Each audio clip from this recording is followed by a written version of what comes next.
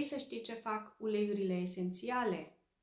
Sunt mai puternice chiar și decât plantele.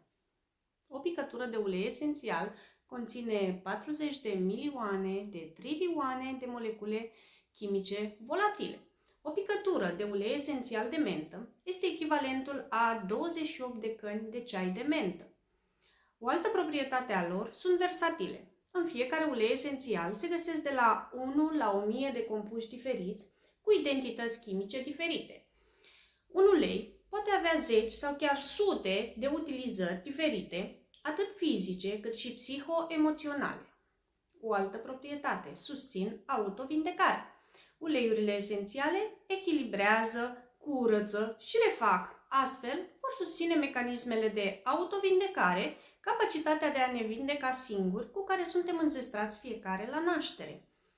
Altă proprietate, trec de orice barieră. Dimensiunea foarte mică a moleculei, liposolubilitatea lor, permite pătrunderea acestora în membranele celulare direct la mitocondrii, accesând astfel afecțiuni la nivel celular și de ADN. Altă proprietate, susțin starea emoțională. Prin inhalare, pătrund până în sistemul limbic al creierului, acolo unde și-au sediul emoțiile și traumele noastre, contribuind la procesarea și vindecarea acestora. Fac buna funcționare a organismului, cresc nivelul energiei din corp, echilibrează, armonizează și purifică.